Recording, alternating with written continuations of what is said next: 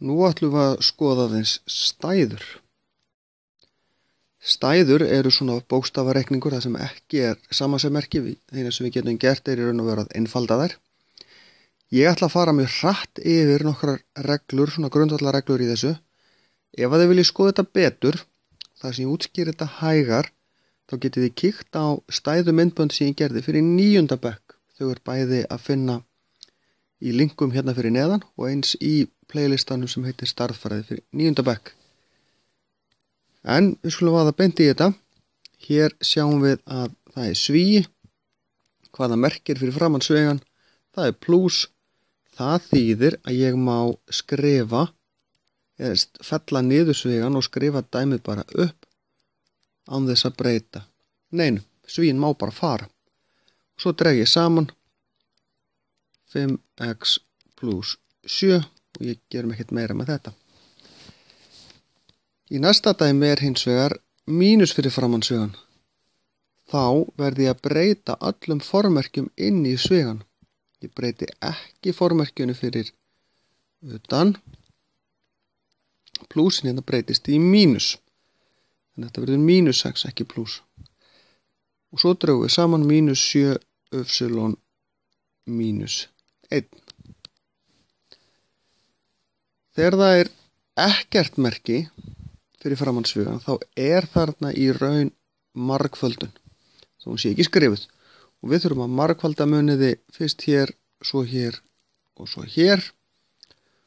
Og við fáum 6x í þriðja mínus, af því það er mínus hérna inni, 4x í öðru pluss 6x. Og hér er allt sikkort veldi, þannig að við gerum ekkert meira með þetta. Hér sjáum við svolítið snúnara dæmi. Þetta lítur út fyrir að vera mjög flókið, en er það kannski ekki eins. Við þurfum að byrja á að margfalda inn í og þá fáum við 12y í þriðja pluss 12y í öðru pluss 12y mínus, og nú verði ég að passa mig. Hér borgar sig í raun og veru að byrja á að margfalda inn í og halda svegan. 12y í þriðja mínus 18y í öðru mínus 30y. Svo ger ég í raun ekkert annað en að fella niður svegan. 12y í þriðja pluss 12y í öðru pluss 12y mínus, er ekki hann að breyta neinu, 12y í þriðja pluss, nú breyti ég, mínus fyrir framan svegan, sjá þið, þá breyti ég öllum formerkjónum inn í svegan, ekki fyrir utan. 18y í öðru pluss 30y breyti þessu formerki.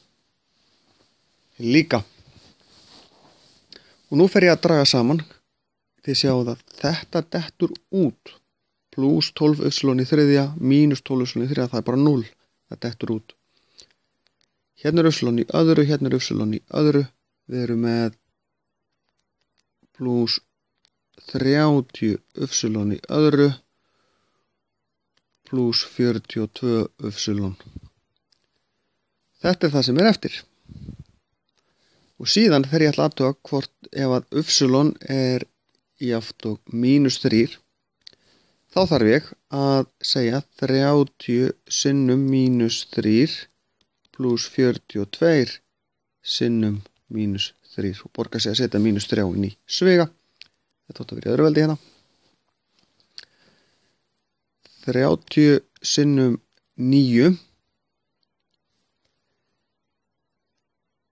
pluss mínus 126. Þetta er 9 af því þetta er mínus 3 sinnum mínus 3, mínus sinnum mínus er pluss. 270 mínus 126 er 144. Þetta verður mínus af því að pluss mínus verður mínus. Þegar við fáum tvo svona svega, þá gildir ákveðin regla hérna. Margfaldum fyrst hér, svo hér, svo hér og svo hér. X í öðru plus 2x plus 5x plus 10. Margföldu saman hverja stærðir fyrir sig. Getum dregið saman miðjunni hérna, x í öðru plus 7x plus 10. Þetta er þægilegt þegar við erum bara með plúsa því þá í raun þurfum aldrei að spæla í hvaða formerki við erum með. Síðan er þetta x plus 7x plus 7. Annað veldið þýðir í raun að svíinn er tvisvar. Þetta er nákvæmlega eins. X í öðru plus 7x plus 7x plus 49. X í öðru plus 14x plus 49.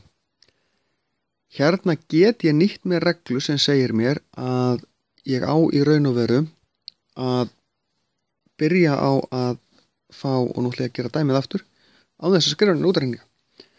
Þegar ég veit að þetta er x og x, þá fæ ég x í öðru og ég veit að ég fæ 7 sinnum 7 aftast, þá skrifa ég 49 aftast. Plús og plús, þá veit ég að þetta er plús og það kemur plús hér. Síðan ger ég 7 sinnum x tvisvar. 14x. Þetta er ekki flóknara. Ég get reiknað þetta án þess að skrifa neina útreikninga. Sama hér, nú ætlum ég að nota sömu aðferð. X í öðru plus 2 sinnum minus 2 er minus 4. Síðan veit ég að það kemur x sinnum minus 2 er minus 2x og 2 sinnum x er plus 2x. Það dettur út. Þetta er bara svona. Þetta er kannski að skrifa þetta svona. Ég hefði alveg getað reiknað þetta með milliskrefinu eins og ég gerði hér, en þegar maður er komin þetta langt í að reikna saman tvo sviga þá er rosalega gott að geta gert þetta svona. Ef að þið er hins vegar að lenda í vandræðum með að þið er að gera klöfavillur, þá borgar sig að skrifa milliskrefið. Þetta er bara spurning um vinnurhraða, ekkert annað. En þið getið kíkt á 9. bekkjar myndböndunum stæður ef að þið viljið skoða þetta betur.